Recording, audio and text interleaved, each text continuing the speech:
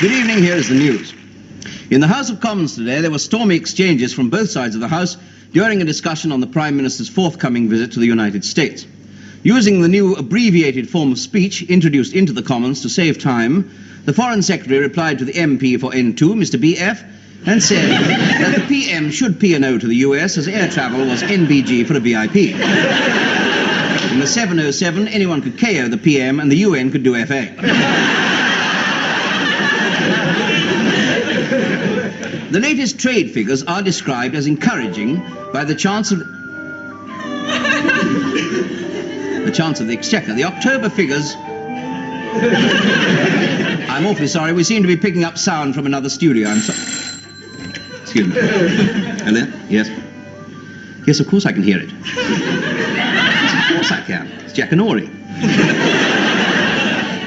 Well, yes, I watch it sometimes, yes, I do. Yes, very well. Yes, very well.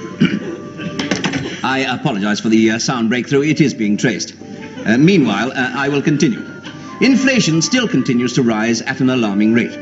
Mrs. Thatcher, attacking the government's policy, said, once upon a time there were 3 bears. I'm sorry.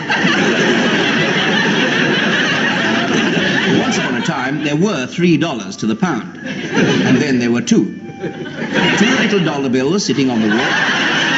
One named Peter and one named Paul.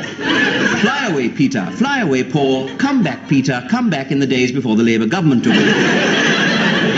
She was greeted with loud cheers, and then she went home and had tea in the nursery with lots of lovely jelly and jam. And she ate so much that she was sick. Sport. Bob Fairbrother, now fully recovered from the leg injury, had originally agreed to play this Saturday, but has now stated that he cannot, as his mummy won't let him. He says he can't come out to play until he's done his homework. Now it's time for another adventure about little Ben, the wedge of wood. Little Ben was always being hard done by because he was only made of wood, and being wedge-shaped made it even worse because people used to tread on his thin end and kick his fat end.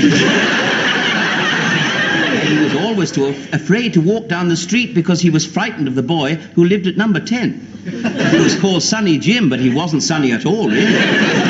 He and the boy next door, Dennis the Menace, used to tease little Ben because he was different from them, and then they'd run away and he would be left on his own. And he'd say, "Why am I always left?" So he went to see Jenkins. He went to see Jenkins the wizard, who lived far away in the Welsh mountains, who sometimes turned into a big green dragon and other times wore a white collar. And he told Jenkins the wizard he was always left, and Jenkins the wizard said, "Don't be silly, of course you're not left. That's ridiculous. My advice to you is to go for a trot. Go for lots of trots. With a few trots behind you, you can't be left, can you?" And with that, he turned into a green dragon again and ordered a large gin and tonic.